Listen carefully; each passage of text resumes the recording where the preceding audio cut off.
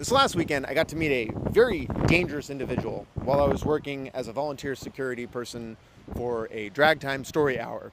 This experience changed how I think about the culture war going on in this country, and it motivated me to want to make this video because more people need to understand the truth of what is happening. This is going to be a pretty off-the-cuff video of me just telling this story. The only thing I'm going to do is I'm going to change some small details for people's privacy because, again, this guy is dangerous and there is real shit happening in the streets that I want to protect people from. But I'm not going to protect the cowards that are out there doing things that are making this world more dangerous for the people in my life that I care about. And I'm going to demonstrate and take a stand right here that I'm not afraid of those motherfuckers. And yeah, I'm going to call them right the fuck out. So let me just go ahead and tell the story of how I got to the point of becoming a volunteer security guard for Drag Time Story Hour, and we'll work our way up. As much as I ride a motorcycle and love to talk about that on my YouTube channel, I also am aware of what is happening in this country and this world. From my perspective, I see our country devolving. I see a president just doing openly corrupt shit. I see the public education system that I grew up in being destroyed actively. I see the richest man in the world decimating the support structures that exist to help the people that have the least. All of the shit going on in this country has me very, very activated because I am doing my best right now to put a stop to it. Because what I see is that the less we do now, the worse it's just gonna get. Because the people that are doing all this shit, they don't fear consequences. They're not looking into things. They're just doing it. On April 5th, I decided I was going to go with a bunch of friends and we were going to go hang out on the edge of the Seattle Center and just make sure that nothing fucky happened and that people could have a good time being protesters, you know, watching Jay Inslee talk whatever bullshit he was talking, all these elected officials that I don't believe in or support, right? Because I'm not a Democrat or a Republican, okay? I don't give a fuck about the political parties. The political parties are dog shit. But I care about people's right to speak their mind and to protest in the face of a government that is actively destroying every support structure that's been built over hundreds of years at this point. And while I was there, some people approached me and they asked me if I wanted to join in their volunteer security team, which I went ahead and did. Just to give you a sense for what that looks like, it's nothing like a private security force where it's like armed people showing up. In fact, they said specifically, some of the rules are you got to show up sober and you got to show up unarmed because the goal is to de-escalate conflict. And that's something I feel not just comfortable with, but I think I kind of excel at. I've gotten a lot of practice, not just in my real life with, you know, cops pulling guns on me and shit, but I spent 9 years in retail selling things. And for part of that, I worked as an Apple employee, and my job was effectively having Windows people and Linux people walk up and talk shit about Macs and then selling them a Mac right afterward. I got really good at it. I made a lot of money at that job. Well, not a few days later, there was a call for volunteers to do security at a family-friendly bar down in Renton. These are common in Seattle. In fact, they're some of the most popular joints. They're places where the whole family can come. They're all ages. Obviously, if you're under 21, you can't drink, but you can bring your dog often too. They have games, they have events. Yeah, it's a chill time. They asked for security because a hate group popped up on Facebook and started talking shit and saying that they were gonna rally people in order to come there and protest it, let's say. Here's the thing. There's a history to this bar and there's a history to this type of action at this bar. This bar has had multiple bomb threats called into it because it has done this story time for years.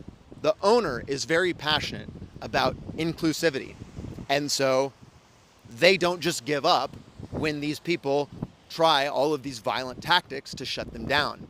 When this new hate group started rallying people, there was justified concerns that there could be significant violence. And I said, hell fucking yeah, let's fucking go. I'm built different, dumber.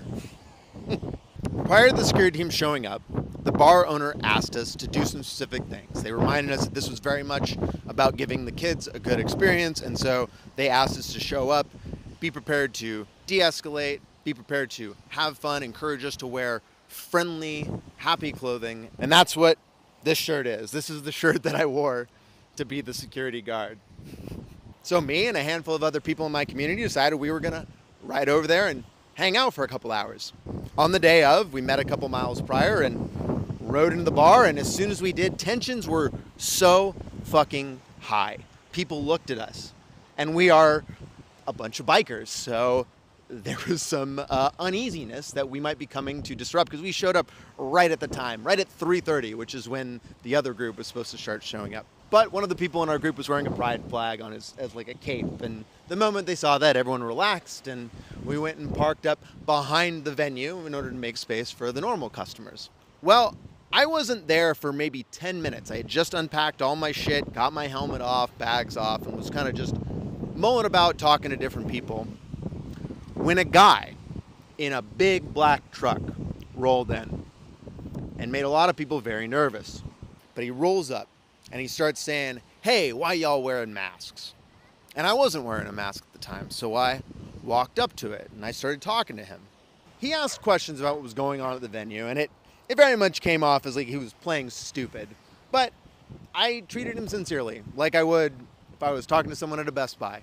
He didn't care if people were drinking or using weed or whatever. He was concerned about the kids and what was going on with the kids, and whether predators were maybe just able to snatch up the kids because maybe the parents were getting so drunk and wasted, and he said that was a perfect place for a predator to come in and take someone.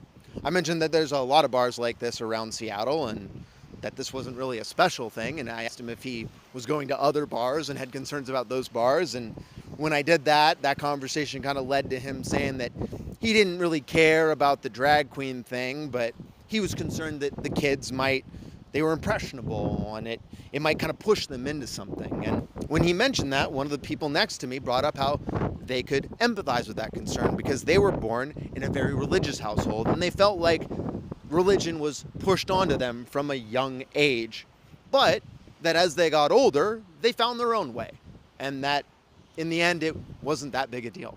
We probably stood there for about 10 minutes and had a very casual, friendly conversation. It was such a friendly conversation, in fact, that the way that it ended was him telling us, "Hey, I'm part of the other group, and I'm going to go over there, and I just wanted to check it out, but it was good meeting you, and my name's John." And he put his hand out, and I shook his hand, and I said, "Good to meet you, John. My name's AJ." And then I said, "Hey, have a good day," and he drove off. After that interaction, John drove around the building and then went to a parking lot on the other side where a gas station is. And he got in the back of his truck and he proceeded to observe the situation. While John was over there, there were a couple of other people that drove through the parking lot in giant trucks with very mean-looking faces. But they ultimately didn't do anything and left.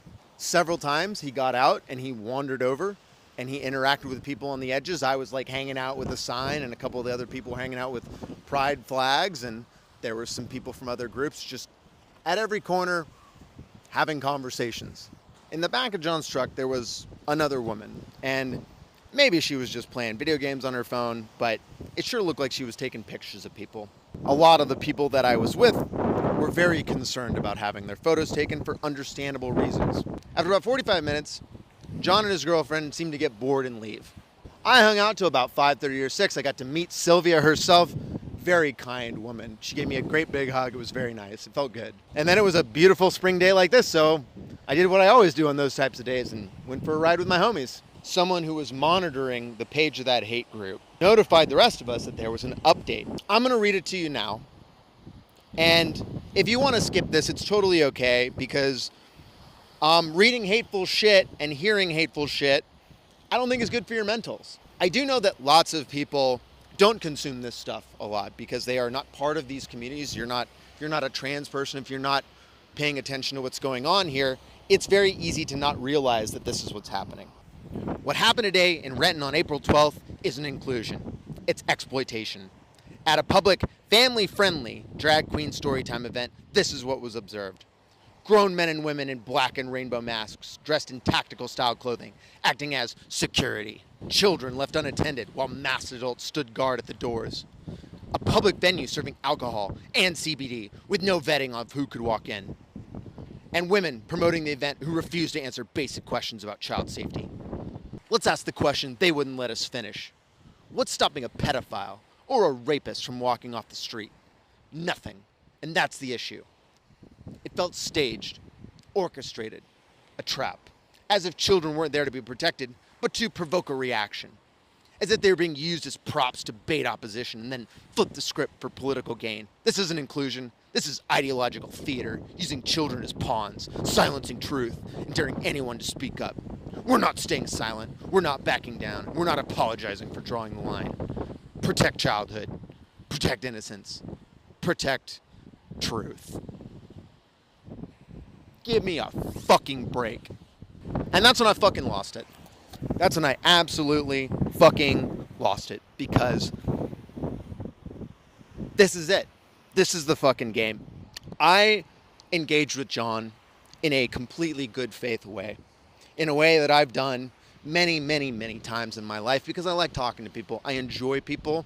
And I'm not easy to anger. I'm a very patient person. Again, comes from retail. I've dealt with people screaming in my face. I've dealt with people with guns in my face. And, you know, guys like this are just not that big a deal to me. I don't know for a fact that he's the one that wrote the words, but he's the only motherfucker that showed up and could have given a report like that. So he's clearly deeply involved. This man talks shit about other people wearing masks, saying they didn't need to worry about getting doxxed or targeted by groups like his. He showed up in a giant truck and made everyone feel less safe. He was too much of a dishonest coward to tell me truthfully who he was and what he intended to do there. He clearly walked in with the intent to stoke more hate and trigger violence that he is too much of a fucking coward to do himself. He shook my hand.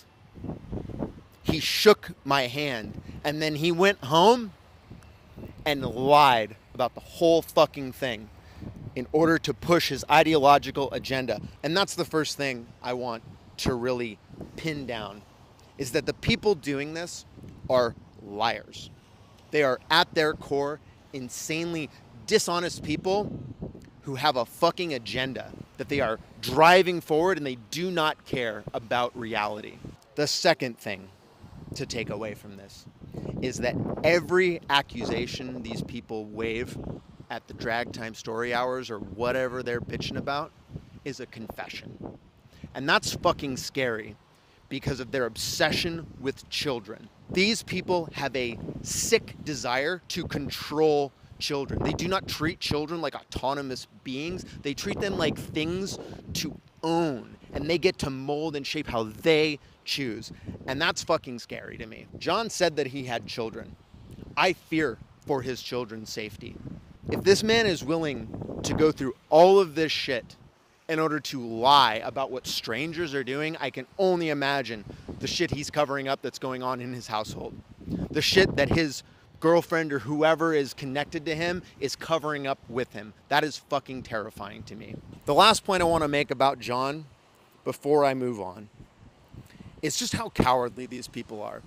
People like John are afraid to do their own dirty work. That's why they go on the internet and lie, because they are trying to convince someone who is dumber than them, who is more biased and more angry at some group than them, to take a violent action so that they don't have to get their hands dirty.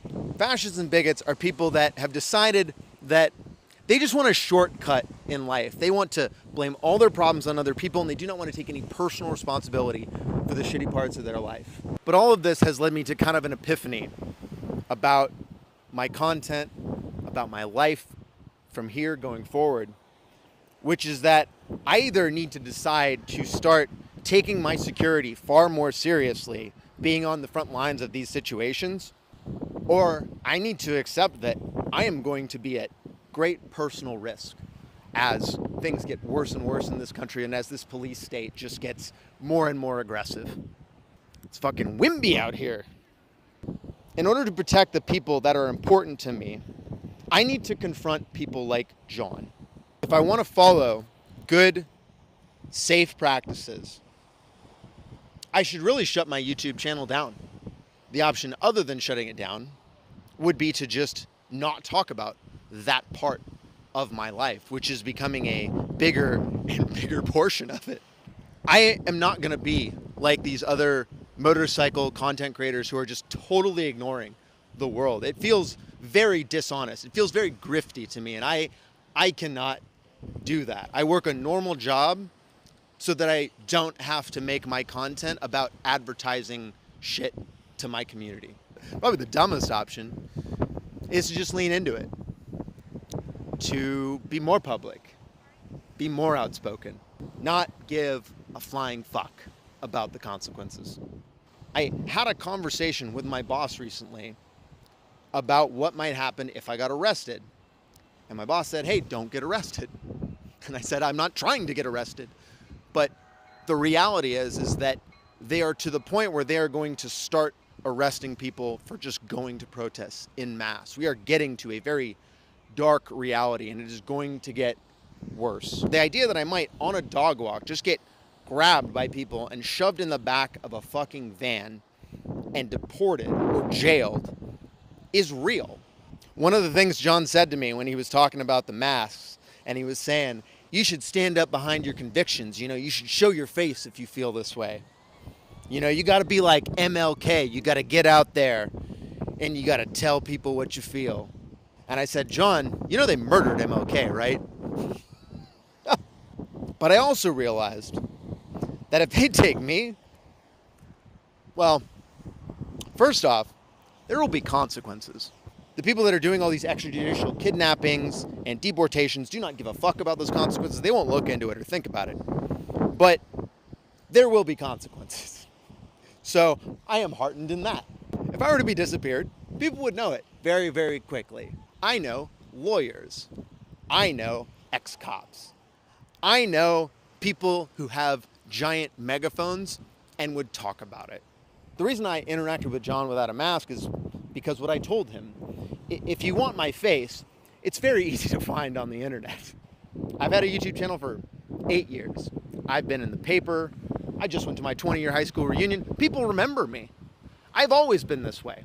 If the government takes me, they will of course make up some random bullshit to charge me with. And if they deport me or jail me or sequester me somewhere where I can't be found, the most important thing I want to convey is that I am not easy to disappear.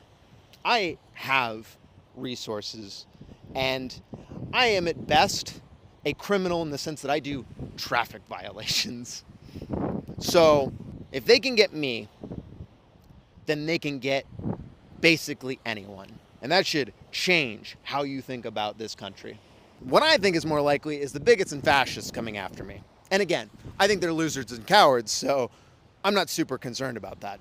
They thrive on creating fear and anxiety inside you by doing the absolute minimal amount of effort. What is John doing when he goes on the internet and writes a bunch of lies about queer people? He's trying to stoke fear.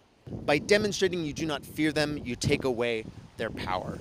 The word terrorism has been totally made meaningless by the way it's thrown around, but these people are truly trying to terrorize you. These people are trying to use hate in order to control you because they want to stoke fear and anxiety about potential consequences and get you to police your own behavior. Those mechanisms in my brain are not hooked up the same way as other people, so that's not going to work on me. So instead, I think I'm going to just lean in. I'm going to do what I think is right, and what I think is right is being loud and outspoken and not fucking sitting down. The thing I recently realized about making a better world is it requires taking chances. It requires stepping out of your comfort zone, out of safety, and into uncertainty, often into danger. I don't like cops. I don't think they should exist. So I guess I need to step up and do some of the job of what a cop would do, which is to protect the community. That requires accepting risk to myself. But the other thing I realize is that as the world seems to be getting worse and worse and the future seems less and less certain to be good, you know, I got less reasons to feel like I want to live to 60 or 70. I always felt like riding a motorcycle would probably kill me, but I'm realizing that maybe riding a motorcycle has instead taught me how to live a good life. You know, they have all those silly slogans like love trumps hate, but it's true. The love I have for people in my community and the love that people have for me in my community emboldens me, makes me unafraid. I didn't write a sign off for this video. It was really just about telling you the story about John so that you can protect yourself from him and identify people like him. I hope you feel more prepared for dealing with people like John. And I hope you feel less afraid of people like him. I'm gonna go do some wheelies. Ride fast, take chances. Hey. Hello. Thank you, thank you. Love the sticker. Yeah, I made that. Great. She said she loved the sticker. Hey. How are you doing? Real good, real good. I'm just, yeah. Guy had a fucking MAGA hat on. Yeah. This is, I got a 1000cc R1, and I was gonna loop that fucking thing trying to learn wheelies, so I got this smaller one. It's been way easier. Oh, yeah. The 85 going, I've done the 85 mile an hour wheelie, but it's harder to turn it as you go, definitely. Hey, that's a nice stick. Look at that one. I know, I found this on the beach. Hell yeah. End off, you know? What's that? You look different without the helmet. Yeah, I know. That's less scary, right? Yeah, it's part of the strategy. You know, you got to look scary, but you know, not actually scary. You'd be surprised how many people mess with motorcycle riders on the road, like big trucks and stuff. It's wild what people do. I have people try to like run me off and stuff. It's crazy. Yeah, America. It's a weird place.